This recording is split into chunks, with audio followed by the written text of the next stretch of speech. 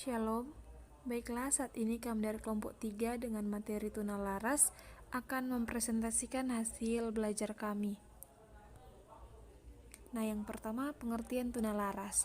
Dalam peraturan pemerintah nomor 72 tahun 1991 disebutkan bahwa tuna laras adalah gangguan atau hambatan atau kelainan tingkah laku sehingga kurang dapat menyesuaikan diri dengan baik terhadap lingkungan keluarga, sekolah, dan masyarakat. Dan biasanya dalam masyarakat anak ini dikenal sebagai anak nakal.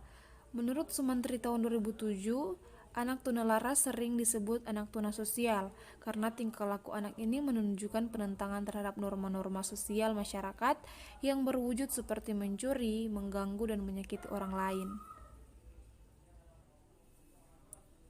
Selanjutnya karakteristik tuna laras. Nah, yang pertama karakteristik akademik. Nah, kelainan perilaku akan mengakibatkan adanya penyelesaian sosial dan tingkat pencapaian di sekolahnya itu kurang baik.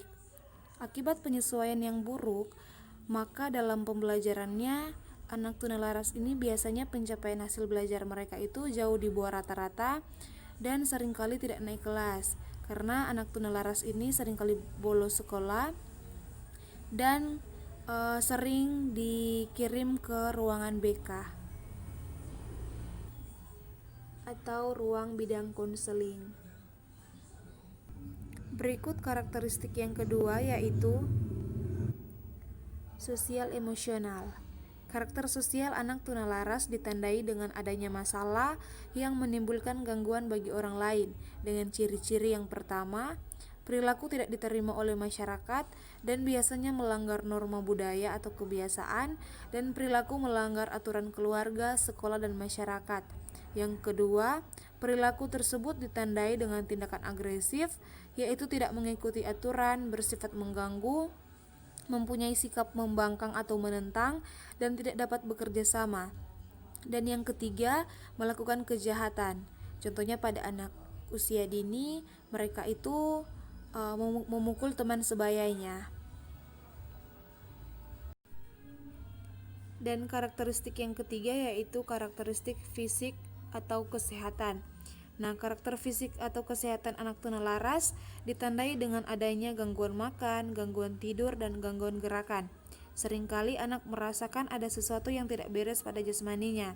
Ia mudah mendapat kecelakaan, merasa cemas terhadap kesehatannya, merasa seolah-olah sakit. Nah, kelainan lain yang berwujud kelainan fisik seperti gagap, buang air tidak terkendali, sering mengompol, dan jorok. Selanjutnya, faktor penyebab. Nah, faktor penyebab ini ada 5. Yang pertama yaitu kondisi atau keadaan fisik. Nah, masalah kondisi atau keadaan fisik dalam kaitannya dengan masalah tingkah laku disebabkan oleh disfungsi kelenjar endokrin yang dapat mempengaruhi timbulnya gangguan tingkah laku, atau dengan kata lain kelenjar endokrin berpengaruh terhadap respon emosional seseorang. Kelenjar endokrin ini mengeluarkan hormon yang mempengaruhi tenaga seseorang.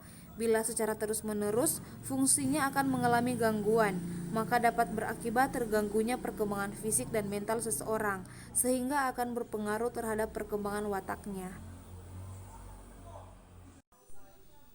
Faktor selanjutnya yaitu masalah perkembangan.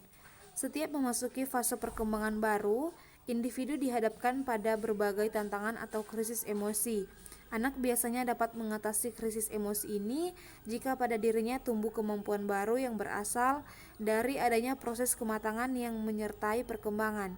Apabila ego dapat mengatasi krisis ini, maka perkembangan ego yang matang akan terjadi sehingga individu dapat menyesuaikan diri dengan lingkungan sosial atau masyarakat. Sebaliknya, apabila individu tidak berhasil menyelesaikan masalah tersebut, maka akan menimbulkan gangguan emosi dan tingkah laku. Adapun ciri yang menonjol yang nampak pada masa kritis ini adalah sikap yang menentang dan keras kepala. Selanjutnya yaitu faktor keluarga, lingkungan keluarga. Nah, sebagai lingkungan pertama dan utama dalam kehidupan anak, keluarga memiliki pengaruh yang demikian penting dalam membentuk kepribadian anak. Keluarga merupakan peletak dasar perasaan aman pada anak. Dalam keluarga pula, anak memperoleh pengalaman pertama mengenai perasaan dan sikap sosial. Lingkungan keluarga yang tidak mampu memberikan dasar perasaan aman dan dasar untuk perkembangan sosial dapat menimbulkan gangguan emosi dan tingkah laku pada anak. Terdapat beberapa faktor dalam lingkungan keluarga yang berkaitan dengan masalah gangguan emosi dan tingkah laku, di antaranya kasih sayang dan perhatian, keharmonisan keluarga, dan kondisi ekonomi. Selanjutnya yaitu faktor lingkungan sekolah. Sekolah merupakan tempat pendidikan yang kedua bagi anak setelah keluarga. Sekolah tidak hanya bertanggung jawab terhadap bekal ilmu pengetahuan, tetapi bertanggung jawab juga terhadap pembinaan kepribadian anak, sehingga menjadi seorang individu yang dewasa. Timbulnya gangguan tingkah laku yang disebabkan lingkungan sekolah, antara lain berasal dari guru sebagai tenaga pendidik dan fasilitas penunjang yang dibutuhkan anak didik. Perilaku guru yang otoriter mengakibatkan anak merasa tertekan dan takut menghadapi pelajaran. Anak lebih suka membolos dan berkeluyuran pada jam pelajaran. Sebaliknya, jika sikap guru yang terlampau lemah dan membiarkan anak didiknya tidak disiplin mengakibatkan anak didik berbuat sesuka hati atau semena-mena dan berani melakukan tindakan-tindakan menentang peraturan. Dan faktor yang terakhir yaitu lingkungan masyarakat. Di dalam lingkungan masyarakat juga terdapat banyak sumber yang merupakan pengaruh negatif yang dapat memicu munculnya perilaku menyimpang.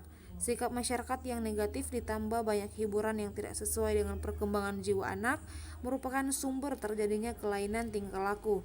Sebagai konflik juga dapat timbul pada diri anak sendiri yang disebabkan norma yang dianut di rumah atau keluarga bertentangan dengan norma dan kenyataan yang ada di masyarakat. Berikutnya, klasifikasi ketunalarasan. Yang pertama, conduct disorder atau anak yang mengalami gangguan perilaku yang kacau. Nah, pada tipe ini, anak melawan kekuasaan seperti bermusuhan dengan guru, kejam, jahat, suka menyerang, dan hyperaktif. Yang kedua yaitu anxious withdrawal atau anak yang cemas dan menarik diri. Biasanya anak ini pemalu, takut, suka menyendiri, penurut dan tertekan batinnya. Dan yang ketiga yaitu immaturity atau dimensi ketidakmatangan. Nah, biasanya anak tidak ada perhatian, lambat, tidak minat sekolah, pemalas, suka melamun dan pendiam. Dan yang keempat yaitu anak agresi sosialisasi. Mempunyai ciri atau masalah perilaku yang sama dengan gangguan perilaku yang bersosialisasi dengan geng tertentu. Anak tipe ini termasuk dalam perilaku pencurian dan pembolosan serta merupakan suatu bahaya bagi masyarakat umum. Selanjutnya, ciri-ciri anak tunalaras. Yang pertama, mengalami gangguan perilaku yaitu berkelahi, pemarah, pembangkang, suka merusak, penentang, tidak sopan, mudah marah, pembohong, pengacau, dan ceroboh. Ciri-ciri yang kedua yaitu anak kurang dewasa. Contohnya anak ini pelamun, kaku, pasif, mudah dipengaruhi, pengantuk, dan boros. Dan ciri-ciri yang ketiga yaitu anak mengalami kecemasan dan menyendiri. Contohnya ketika anak sedang cemas, tegang, tertekan, sensitif, rendah diri, mudah frustasi, pendiam, dan mudah dendam. Selanjutnya, pendidikan khusus untuk anak tunalaras. Nah, bentuk pendidikan anak berkebutuhan khusus tunalaras diselenggarakan di SLBE. Dalam bentuk pelaksanaannya terdapat macam-macam bentuk penyelenggaraan pendidikan, yaitu yang pertama yaitu penyelenggaraan bimbingan serta penyuluhan di sekolah reguler. Misalnya di sekolah reguler terdapat murid atau anak yang menunjukkan gejala kenakalan ringan atau gangguan emosi, maka para pembimbing harus segera memperbaikinya. Mereka masih tetap tinggal di sekolah tersebut bersama dengan kawanan mereka di kelas, namun anak tunalaras tersebut akan mendapatkan perhatian dan juga layanan khusus.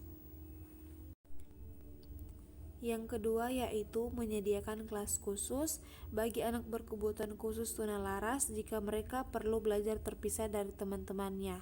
Nah, kemudian di situ pembimbing dapat mempelajari gejala-gejala gangguan emosi maupun gangguan perilaku yang dialami oleh anak.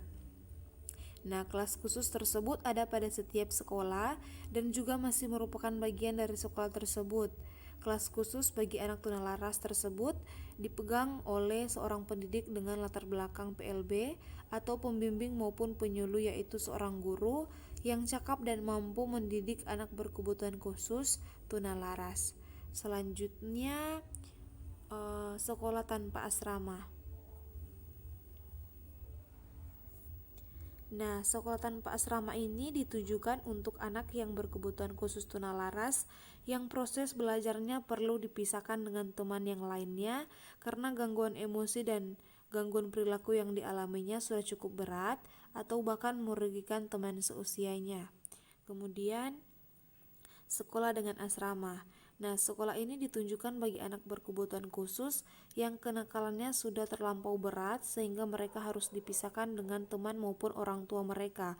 Oleh sebab itulah, mereka harus dikirim ke asrama untuk mendapatkan pendidikan. Nah, selanjutnya penanganan anak tunalaras.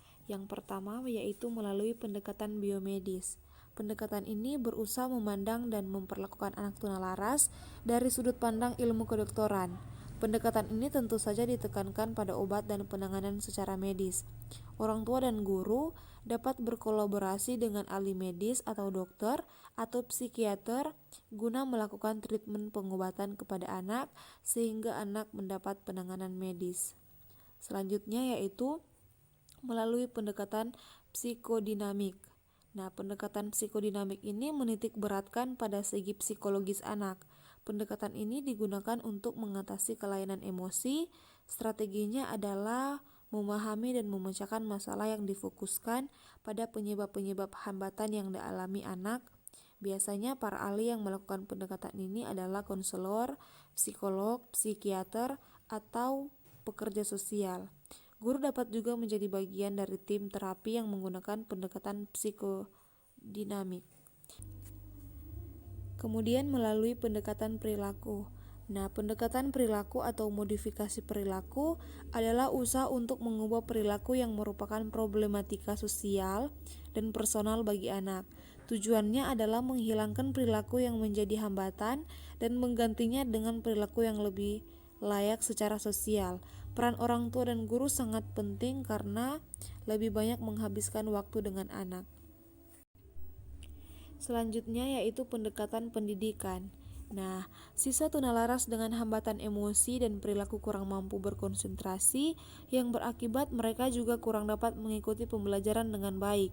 Program pengajaran yang tertata rapi dengan harapan-harapan jelas dan rancangan indikator ketercapaian tujuan pembelajaran yang jelas dipercaya dapat meningkatkan prestasi siswa tunalaras. Kuncinya ada pada pembentukan suasana belajar yang baik, kondusif, dan ramah yang harus menjadi prioritas guru.